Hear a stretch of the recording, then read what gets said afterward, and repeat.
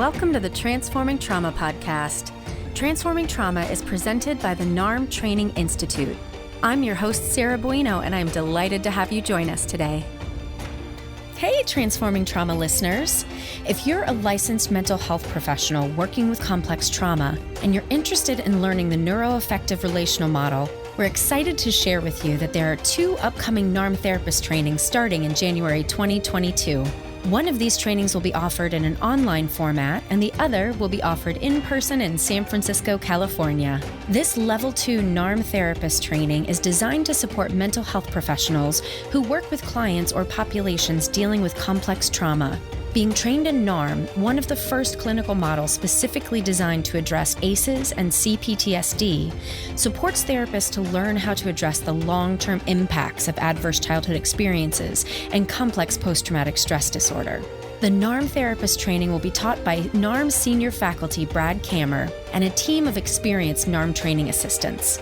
You will learn a comprehensive developmental framework and clinical approach. As you're learning and integrating NARM, you will receive individualized support from this team of skilled, passionate, and supportive trainers. If you're interested in this training, we encourage you to register now to reserve your spot.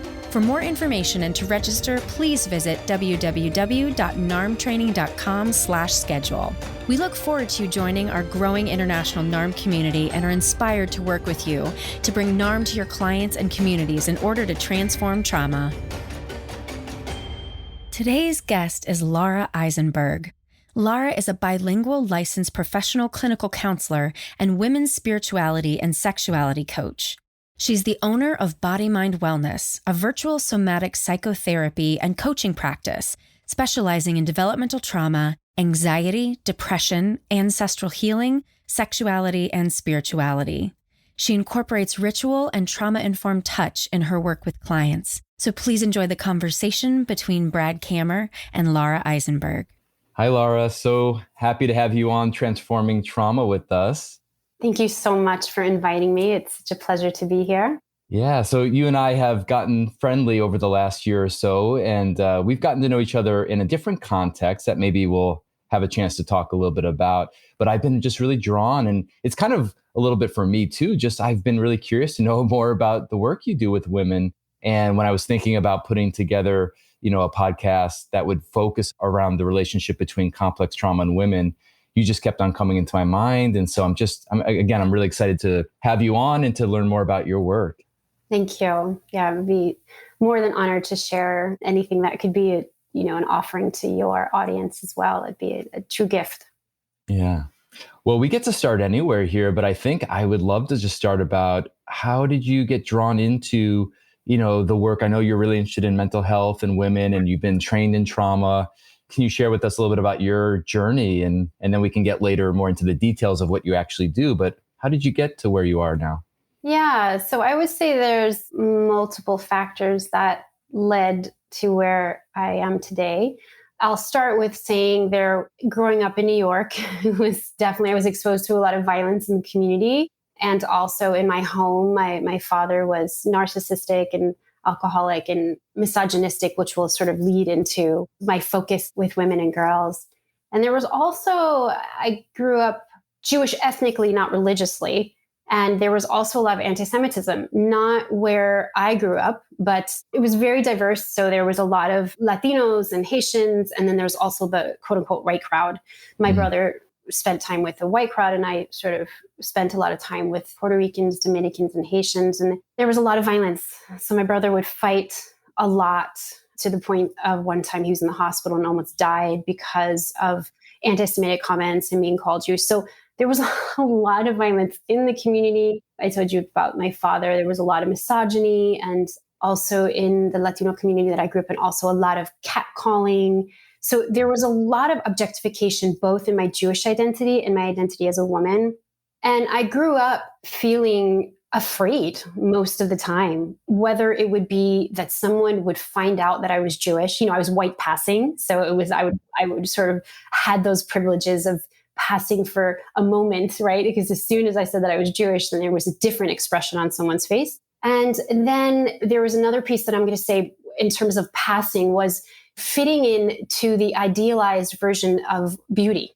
So there was this superficial way of being accepted where inside I felt horribly empty and had an eating disorder to attain this unattainable standard of beauty, what I had done to my body. And I think that was a result of two things, developmental trauma. Well, actually three things: developmental trauma, then maybe the ancestral or sort of collective trauma of being Jewish.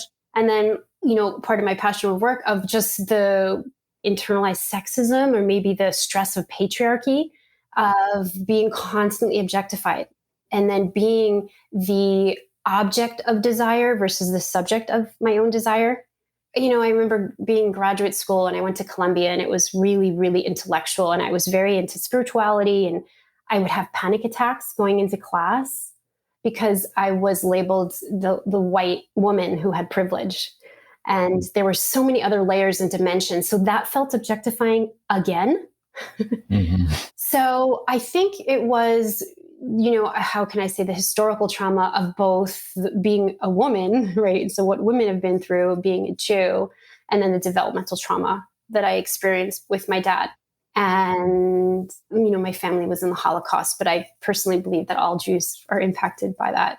And then, I was 22 when I went to graduate school in psychological counseling, 22. So I knew that I had also studied abroad. I studied abroad in Spain. And of course, I grew up with, Puerto Ricans, Dominicans, and Haitians. And so I loved the Latin culture, and I loved language. And so I lived in Spain for a bit. And then I knew that this is what I want to do. I want to understand culture and people and all the multiple identities of race, religion, social class, ethnicity. I was fascinated by all of it. So then it led me to the degree at Columbia. And then from then more of spiritual studies, like meditation and mindfulness and yoga.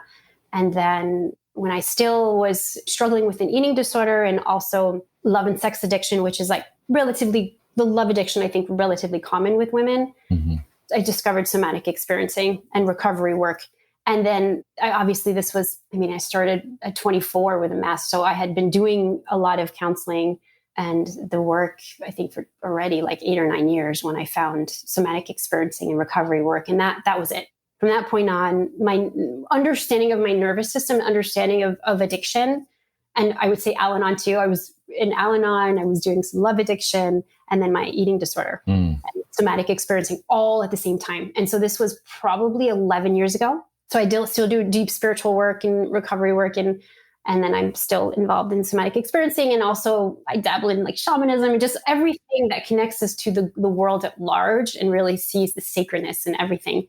Yeah, so that's how I arrived to where I am today. I love it. And I want to unpack a bunch of it, but there's a statement that you said that just really landed in my body and really impacted me. You said that you really wanted to be the subject of your own desire. And I don't know where my question's going exactly, but maybe something about how somatics might have attracted you to, because we talk in NARM about the intersubjectivity and about really the work in healing developmental traumas about helping a person turn from feeling object into subject.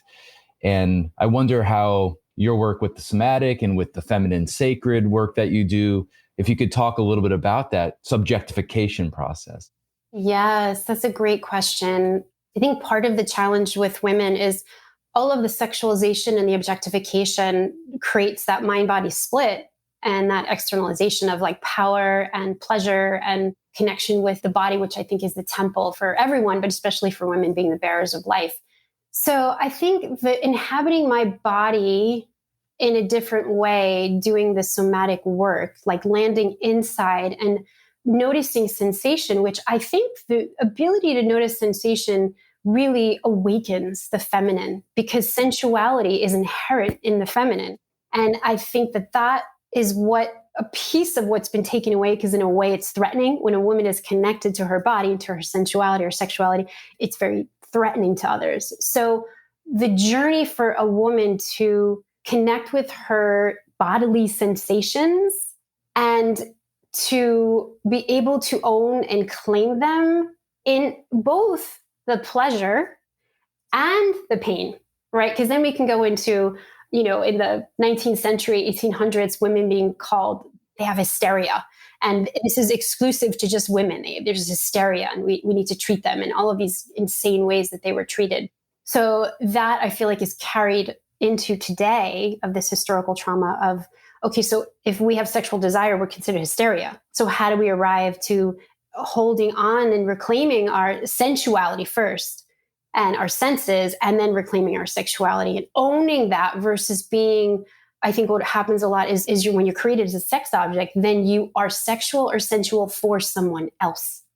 So you're the object of desire for someone else versus reclaiming that and being the subject and reclaiming that for yourself of both the sensual piece, but then also the difficult emotions that come up that sometimes is pushed away because they don't want to seem crazy, you know, or the hormonal, I'm just hormonal, I'm crazy, I'm on my menstrual cycle, where it's like, no, you're at a really sacred time of your cycle. If women are still bleeding, you actually have really intense psychic and intuitive abilities that the veil between the seen and unseen world is quite thin at that time. And it's a time to be sacred and rest and feel your body. But if the body is seen as an object, then how do you come into the body in times of your menstrual cycle or discomfort or pleasure, right? Like, that's scary.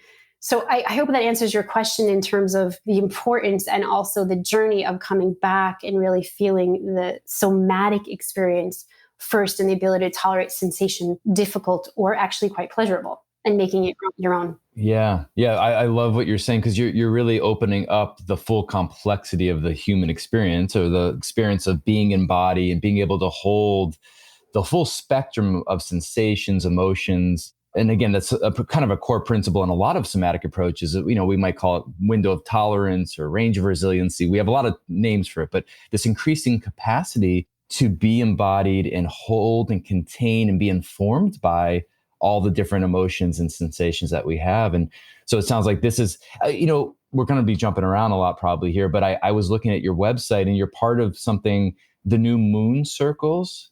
Is this related to what you're describing here? So it's funny. I've done so many different trainings and sitting in circle with women. So that was something I had done for a period of time of sitting in circle with women during the new moon. So the new moon is a really auspicious time to sort of create wishes. What do we want? What do we want to create? And the beauty of seeing women as part of nature. We are part of the earth, and how our menstrual cycle, which I say moon, syncs with the phases of the moon.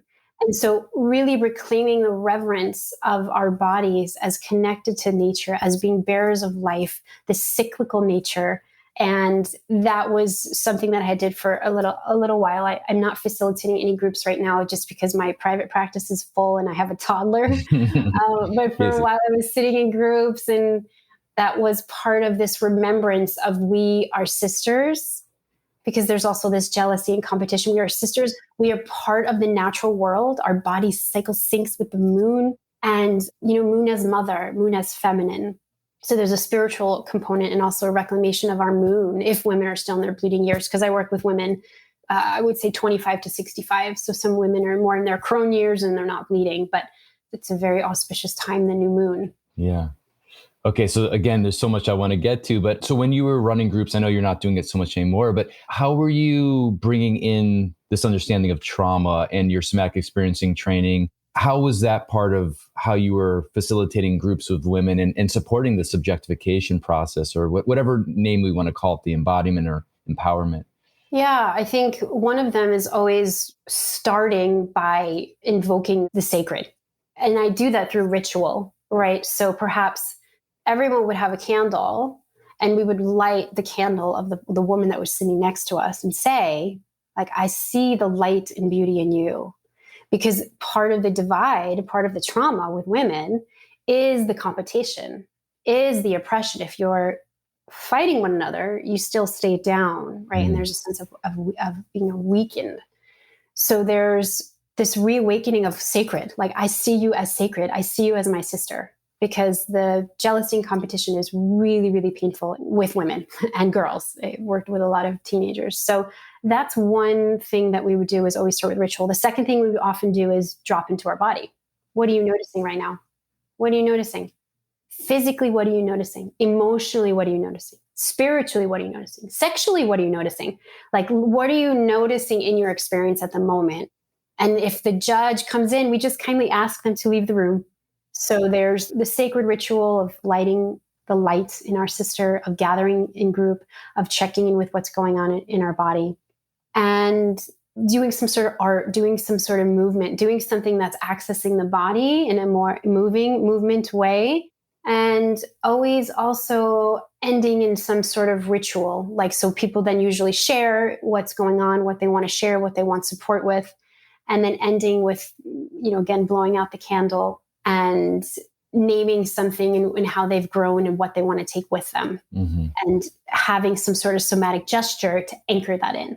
I'm curious about the intersection between, because you're talking about these sacred rituals and there's so much spirituality infused in this, which is beautiful.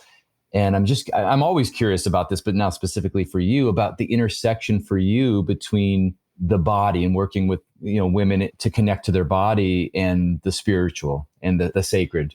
Yeah, I would say the spiritual path is like fundamental in this journey, because I think of like a lawnmower. If I'm going to use the lawnmower for the lawn, I'm not going to check in with how it's feeling. I'm not going to see how it's doing. It's just functional. And to be treated that way ongoingly, there's a sense of meaninglessness that one can carry. There's a sense of disconnection from the world, from others, because we don't see ourselves as having hearts, brains, souls.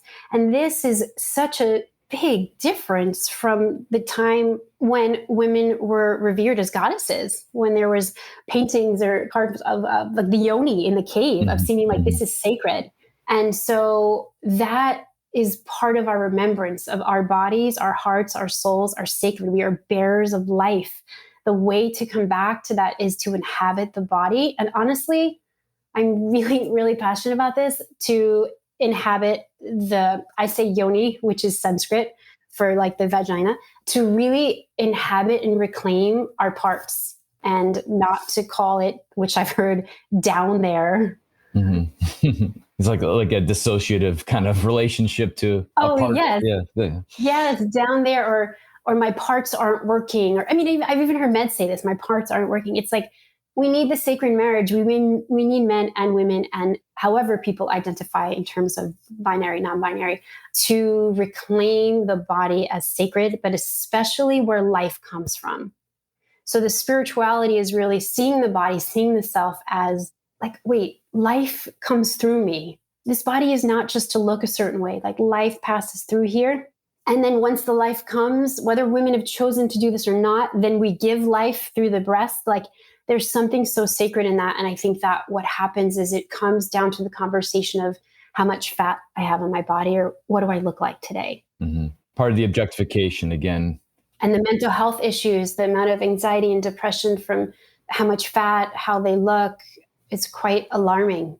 And especially with girls too, it's very alarming. And what I see also is a lot of girls are learning it from their mom. So this is some healing work that we need to do in devotion to our youth, our girls.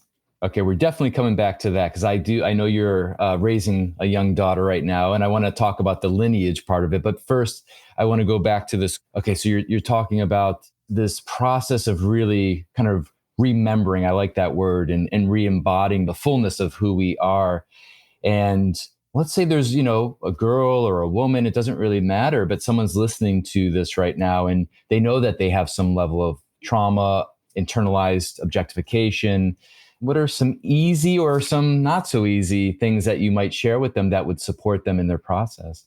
Yeah, I would say one of the first, I'm just going to go with the first two things that come into my head is, one, growing up in more of a patriarchal culture, there's a sense of like doing or achievement or accomplishment, which I think is important as well. But we also need to bring in sort of the like feminine energy, because we have both. We have masculine and feminine energy. So I think that one of the things I would say is the senses are a great gateway into coming into the body in a new way. So whether that be you take a bubble bath and you put your favorite essential oils in there and you just play with just smell. As I smell this, what do I notice in the rest of my body?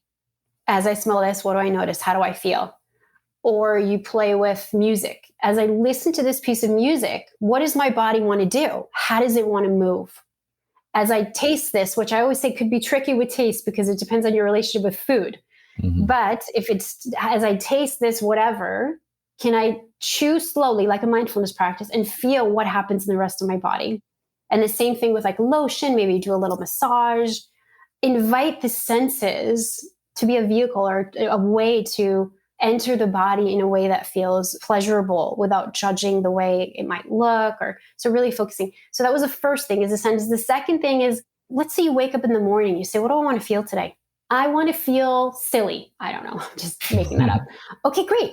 Make a list of all the things that make you feel silly, and then do those things and watch what happens inside. Or I want to feel exhilarated. Okay, so make a list of the things that make you feel exhilarated and then do them and notice how you feel inside. So those are the first two things of really, maybe you could say more stabilization, but it's accessing the body in a more pleasurable, grounded way.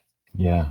It's so aligned, how we talk in NARM about, you mentioned intention, clarifying intention, part of the sacred ritual you do. Receptivity. We really want to, I think most somatic practitioners, we really want to be more in the parasympathetic, more in a receptive state, as opposed to a doing or a sympathetic state. And then the last piece you added, which again is very aligned, is just this idea of self-referencing, and how when we've been disconnected from our internal experience, we don't know how to listen to ourselves. And then we become very externally focused for like, I need to do something because I'm trying to match, like you said, an image or a request or what I believe I'm supposed to do or look like or say. And that self-referencing piece, or whatever language we want to use for that, but that deep connection to our own authenticity sounds just really important in your work too. So important. It's such a good point, because when women are socialized, and this is like the sociocultural piece, like socialized to be good and to be nice, it's hard to self-reference because they're always trying to please the other, because there's such a fear of being abandoned. And so there's this sense of, I need to be good and I need to not have anger, just be a good girl and look a certain way. And there's always the sense of external validation and external sense of, this is where it's like a lot of codependence, right? I'm okay if you see me as enough, nice enough, pretty enough, nurturing enough, sexy enough, whatever it is. I'm okay if you perceive me as that, versus self-referencing of like, I'm enough as I am because I'm sacred. Like my mind, my heart, my soul, like the beauty resides within. And that I think takes a journey for women that's different because of all the historical context and the sociocultural piece and motherhood. I just am so appreciating that you keep on bringing it back to the sacred, because I feel like we could probably go on a whole tangent about this, but mental health is so disconnected us from this understanding of the sacred. I had a student who was from Africa, from Kenya, and she talks a lot about trauma through the lens of soul loss. And it just makes so much sense. And in our society, you start using language like that, and it becomes somehow, woo-woo or new agey.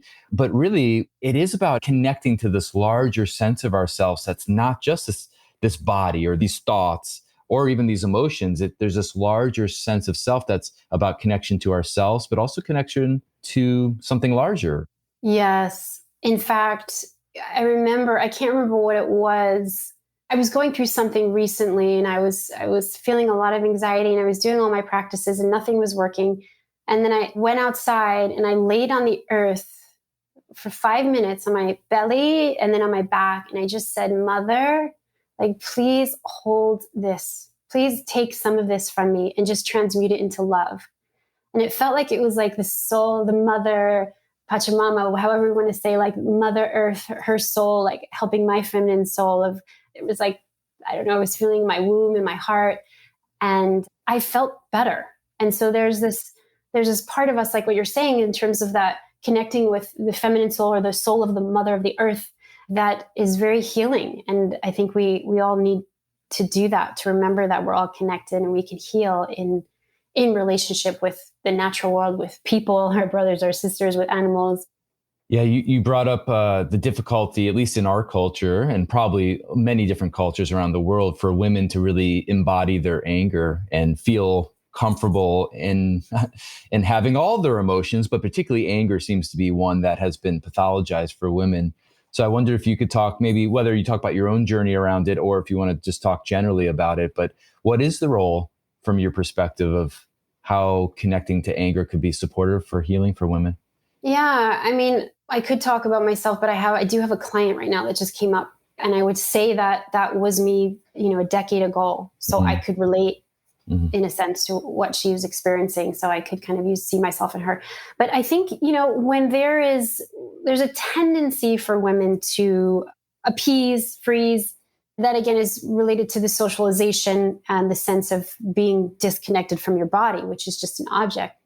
And I think once women start to see the patterns, like what happens in their physiology, and they freeze in relational experiences, when they start to see the freeze and move out of the freeze or out of the pattern of appeasing through some kind of somatic related work, they develop this sense of agency and start to connect with their needs and their boundaries and that sense of being a subject of your own experience versus an object. And so I'm thinking of one woman I worked with. Everything is about her husband's level of satisfaction. And when he's dissatisfied, he blames it on her.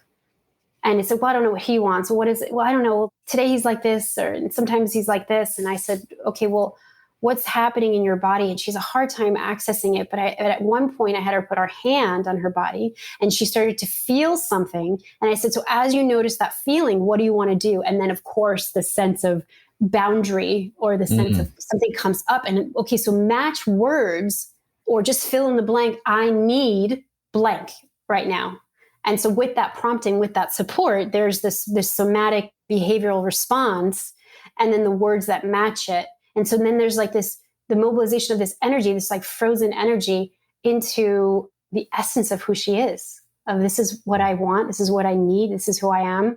And to start to, and this is another challenge for women, when you're taught to put others first always, how do you find the balance between the qualities that we have as mothers, whether we're mothering children or clients or plants?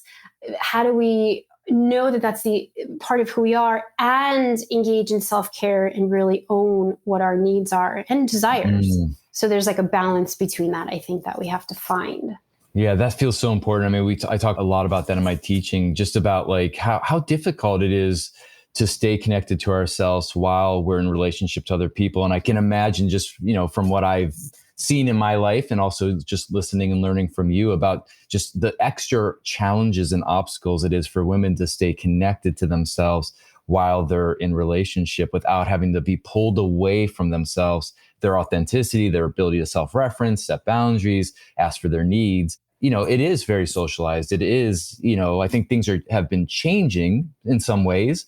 And yet this is so built in that this is kind of the expectation in a lot of different families and different cultures. Absolutely. And just even relationally, I remember being at certain positions before I was in private practice where I was negotiated for my salary. It was counseling positions, but I negotiated for my salary. And my bosses were always men. And I always remember feeling if I stay and continue to negotiate and not back down, I'm going to be annihilated or I'm going to be completely abandoned. It was like life or death because my worth was not dependent on like my skill set. It was on some level dependent on like how I looked. And I remember 2 different positions, them saying that, yeah, there's a certain look here that we want with women. And staying in that discomfort of feeling like I'm going to be annihilated or I'm going to be completely alone and isolated if I continue to advocate for my worth and negotiate my salary. So this is just like some of the negotiation that happens inside. Yeah. Okay. So you're giving a work example, but now I'm thinking about the way we negotiate in being in intimate relationships and in sexuality.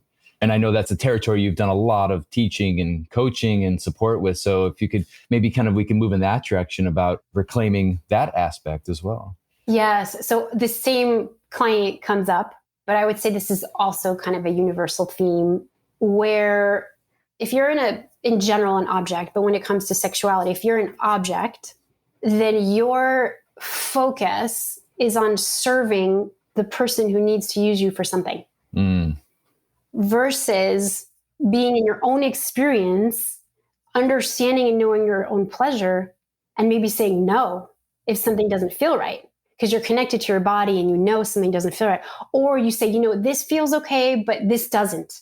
Right? Then there's some differentiation. There's an inability to connect with what you really need and sense and feel inside set the boundary that you need, which may be I can't be intimate for a month because I'm experiencing a trauma reoccurring. I'm feeling it. So I can't be intimate for a month or 2 months. It may entail that. And I've told women who've had a lot of also like religious trauma that if you're going into freeze when you're intimate with someone, you're creating more damage. So if your sense of intimacy is just holding hands for now, because that's what creates safety until you work through this, then that's what the intimacy will be. Or if there's a tendency to jump into it, right? There's no boundaries, jump into it. And there's like, sometimes there's the sexual addiction piece, right? There's so many layers to that because oftentimes that really is the mother wound, the mother not being there. So there's a sense of annihilation, like rage. And there's also a sense of objectification also. Like I will find, so there's the mother wound in that. And there's also I will find my worth when I get you to desire me. If I don't get you to desire me, then I'm worthless. Feels so painful. Yeah. It's really painful. And so there's, I think, the two sides of one where we need to come back and have really sort of like, titration, right? That we talk about with somatic work. But the biggest thing is that whether it's the sexual addiction or the opposite sometimes where it's like having a lot of fear around it, there's a tendency to freeze, to not be present in the body and not being able to set boundaries or be really clear on what's okay and what's not okay. And, I'll just be open about this. I studied Tantra for quite some time, and so in classes and in these communities, there were women that did not have any connection to their body and they didn't know what safety and unsafety. And anyone who's going to explore in any way, I think that world, you have to have done your trauma work. Mm-hmm. And you have to understand what feels safe and what feels unsafe. Mm-hmm. That is essential. And so that's why with sexuality, I think, especially with women, it's super important to work on a really basic level of like what feels safe, what doesn't feel safe, what feels pleasurable, what doesn't feel pleasurable, because the socialization and objectification that creates that disconnect. Mm-hmm. And it ties together and all the other stuff we've been talking about, how important it is to have some access of the body, because it's not something you can just conceptually talk about. And I would imagine that can be so much more powerful when you have the support of other women that have at least some empathy or understanding of the challenges that as opposed to just maybe doing one-on-one therapy. I think it can be probably very powerful to have a whole group with you as part of that process. May I just share something with that? Please. Because this would be actually covering the last thing. I had wrote down some stuff. So the other thing that's in terms of women issues in mental health, motherhood. Yeah, that's where I was going next. Yeah, because you're a mother of a toddler girl, right? And yes, I want to hear about how, and also, you and I have gotten to know each other through our talks around intergenerational trauma. And as much as you're comfortable sharing, it doesn't have to be about you either, but just about the other direction too, with your mother or with women's mothers who are also now mothering their own children. I'm just curious about the lineage. Yes. So I'll answer your question first because I think that's so, so, so important. And I feel that motherhood has opened me up to even being more conscientious around changing and shifting patterns that feel dysfunctional. And I have done a lot of work since my daughter's now 18 months, but I've done a lot of work, some ancestral healing, both from the Holocaust background, but specifically on the maternal lineage of this sense of really low, debilitating self-worth that is both part of, I think, the Jewish sort of internalized anti-Semitism and my worth and beauty is based on the way that I look. And so I'm doing a lot of, more spiritual kind of shamanistic work and also mixed with SE and other kind of modalities of really cutting cords and being really conscious of thought patterns, sensations that may be related to either of those so that I'm really conscious of what's arising in my own being and not passing that on. And if I do see something that's coming up, that's a pattern, I will go to session or I'll go do some work around it. And what I've recently been doing with her, that's, she's sort of like exploring her body. And I'll just say, this is going to be normal. This is going to be natural. You're going to explore. And it's so okay to explore. And I tell her now, even at 18 months, but please do not let anybody touch you that you do not want to touch you. Your body is sacred. Your body is so beautiful. You are beautiful. Every night before she goes to bed, I say, you are loved, you are safe, and you are held by the divine. And I say in Spanish, because I speak a little Spanish, que sueñes con los angelitos, that may you dream with the angels, because you are an angel. And this is for her to really know that her beauty comes from the inside out, to really know that her body is filled with pleasure, but that's also to maintain boundaries in terms of safety, and to know that she's made in a reflection of the divine. And I do it extra. Of course, if I had a boy, I would do it. But I do it extra because I know once she leaves my care and just goes into school, there's going to be a lot of messages in terms of like the standard of beauty and this portrayal of what a female is supposed to look like. So I want to just fill her up, fill up, which is so much love. And I know my mom raised groups in the women's movement. She was very active, but she came home to my dad. So, yeah. Right. So there was like, yeah. Exactly. So there was not coherence. There was just, there was not. And so with me and my being, I want to live and be what I'm inviting her to step into.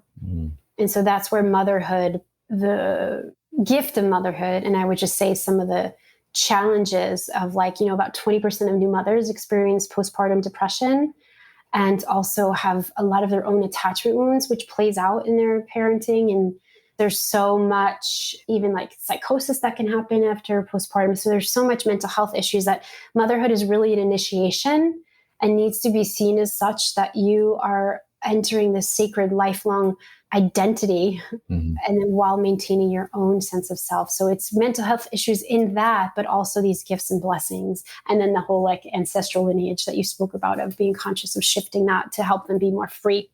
Yeah.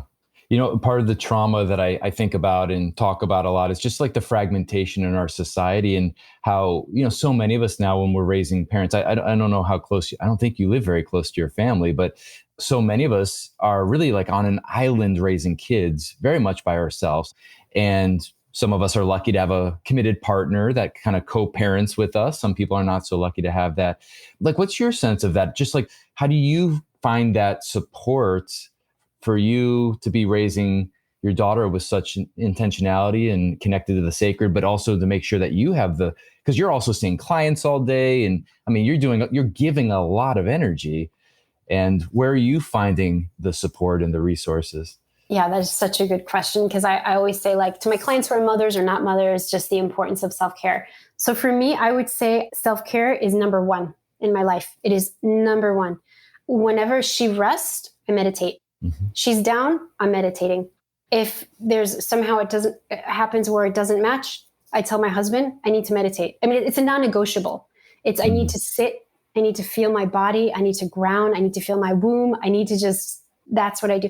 There's that. I'm also, doing some women's drumming, and I'm a dancer. And I'm committed to 3 days a week. I do this and I do this. And so I ask my husband, because my family lives in New York. My mom has come out, actually. She's come out for 3 months at a time. Oh, so nice. She has come out to help me. And then my mother-in-law is here. And, my friends aren't here because I'm not from Los Angeles. But for example, my husband's going on a retreat. So my friend from San Diego will come up and stay with me for the whole time he's away. So my sisters are my sisters are my tribe, my soul sisters, and sometimes family in New York.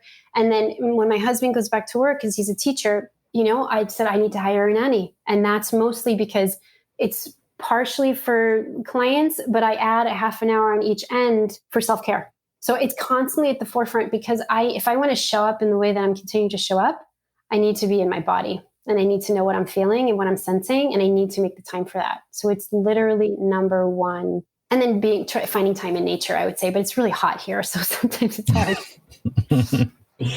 Yeah, it's not the easiest to get out into nature in LA, but I guess there's some nice hiking and beach. Yeah, it's we're in the valley, so we're in the mountain. Like, my view is all the mountains, but it gets like 95 in the summer, like the whole summer. It's really hot. But I would say nature is something else. And then I would say the last thing as motherhood, and I always think of this with mothers, is that really being protective of our time. So I'm not on social media anymore. It's been like a year. There's certain people that may want to have a conversation, and I won't do it during times that I know she's sleeping. because I need my time. So that's the other thing is boundaries. Mm-hmm. Yeah.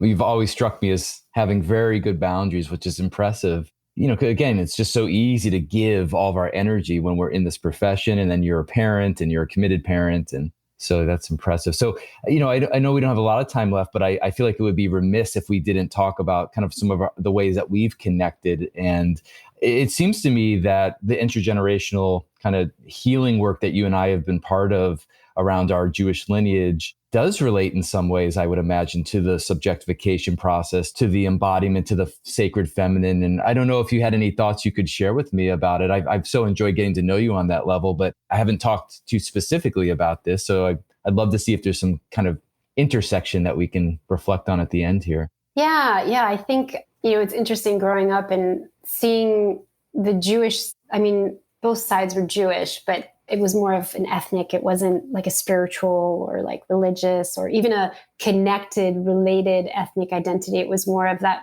internalized anti-Semitism. And I remember seeing such angst always on the Holocaust side, angst and depression. And, growing up with that, there was such a rejection of my identity. And just fast forward, I'm going to kind of come to, just the past 3 years, that when I went to explore my roots, and this is why I think it's people from wherever you come from, whatever your background, explore my roots, doing like a pilgrimage, going to Poland and looking where my family was murdered and going to the concentration camps and going to where they lived. Something shifted inside of me, like significantly, of me really feeling I am proud to say that I'm Jewish. And there used to be a lot of shame. There was less shame because I went and I explored where I came from and what had happened to my people. And since that time, which was 3.5 years ago, I've been really passionate about really understanding anti-Semitism, internalized anti-Semitism, because I feel like that's what I had my whole life. And this like riddled with shame, and then really coming to the place of looking at how the collective and historical trauma that Jews have experienced impact our mental health. Because I think if there's one part of your identity that you feel ashamed about, or you feel afraid of revealing because you'll be harmed, that you can't be a whole, fully expressed being. And the assimilation process, right, of I assimilated that it was survival. Well, if I pass as white, then I'll survive, which was really confusing because my brother was almost killed because he was in the white group and wasn't white. But then I passed as white. It was just very confusing for my identity. So I really understood I am not white, but I am white passing. And with the white passing, I do have some privilege in that. But I have been part of a group that's had a lot of oppression. Yeah. I was reading this great book. I can't remember if I recommended it to you or not, but it really talked a lot about how, we often think of these more religious Jewish communities and cultures as being very patriarchal, because I think they tend to be. But in the book, it talked a lot about how the sacred feminine was actually lost a lot in the more Talmudic teachings, and that when you really get down to the more mystical nature of how people have interpreted the Torah and the Jewish teachings, that it's so much actually centered around the feminine. Yes. I think like similar to you, I wasn't really raised with the religion. And I've now, in the past few years, I've had my own ritual for the Sabbath of, I love that the female is the one who lights the candles. And I have a book that's with more feminized prayers, and I call in the elements. And I, really create more of like what feels like it was that way, if that makes sense. Totally makes sense. Yeah. Yeah. It was this way. And we read, I forget what it is called, because my husband was raised with the religion, but I was not. But anyway, if I can remember, it's just really a modern adaptation of ways that women are honored. And so it's like a long list. So we read some of those. And I've gotten into the drumming, and the drumming it's been connecting me more with my roots. And I think even the belly dancing, like when I hear the music in Middle East, like there's like a remembrance. And so the feminine, it's being reawakened. I can feel that part of the culture and history. Yeah. I mean, most people don't know the history of the Jewish people, but really we were an indigenous, nature-based people, and it's just more recently when we've had to assimilate to Western society and values that now there's certain tropes and stereotypes about what Jews are. But really at our core, we probably were drumming and dancing, and the feminine was at the center of this. I mean, it's really interesting to do some of this decolonizing work, and to really start to discover our roots. And, it seems like there's just so much power in there for us. So. Agreed. There is a woman that is a drummer, and she's also talked about how it's led her to the biblical figure of Miriam, where she sort of led the Jews out of slavery, right? Or she was playing the drum. I don't know the whole history. I don't either. all I remember is that she was playing the drum. So she was drumming them out to like freedom. Mm-hmm. Well, it's so beautiful to kind of feel all this come together with you. And I'm so appreciative that you gave me this time. And I wonder if you could just do a little blurb about like the work you do, and if people are interested in learning more about your work or connecting with you, what can you share about that with us? Yeah. So I was doing a lot more groups before, but since I've had my daughter, past 18 months, I haven't done as many groups, but I was doing like, new moon groups or awakening the feminine groups, like 8-week groups. Now my practice is pretty much just one-on-one, really working on reclaiming the feminine, all aspects of that. And I even see men, because I think there's that part of us, majority women, but I do have some men in my practice of really reclaiming that soft, embodied heart space and being with all that arises, and just being versus doing, those kind of more like feminine based practices and principles, and looking at the impact of objectification and sexualization on our physical, spiritual, psychological, emotional, sexual well-being. And the spiritual work. That's always, if someone says, what is your focus? I say somatic, body-based, and spiritual, and really ritual and connecting with the sacred feminine, our bodies as beautiful and sacred, and ours in the heart. Yeah. Great. Is there a place we can send them to learn more about your work? Do you have a website or? Yeah, I have 2 websites. I have a coaching and a counseling website. So maybe a little like somatic based coaching, but I'll share them. So the somatic psychotherapy is Lara Eisenberg. It's LARAEISENBERG.com. And then the coaching is My Body, Mind, Wellness. So it's MYBODYMINDWELLNESS.com. That's great. I like that title. Well, Lara, thank you so much. This has been such a pleasure. I'm so happy we had this time together. I hope you'll be back at some point to talk more as your daughter gets older and your work gets deeper. And appreciate our connection. Yes. Thank you so much for having me. It's a great pleasure. Thanks so much for joining us for today's episode. To find more about our guest, check the show notes or visit us at www.narmtraining.com/transformingtrauma. The NARM Training Institute also offers the Inner Circle, an online self-paced learning program intended for anyone who is interested in joining an international online community focused on healing complex trauma. You can find more information about these trauma-informed learning programs in addition to other resources on the website, www.narmtraining.com. Thanks to Andrea Klunder and the Creative Imposter Studios for producing and editing, to Tori Essex for our album art, and to Brad Kammer for the creation of this podcast. We look forward to building community and connection with you and changing the world by transforming trauma.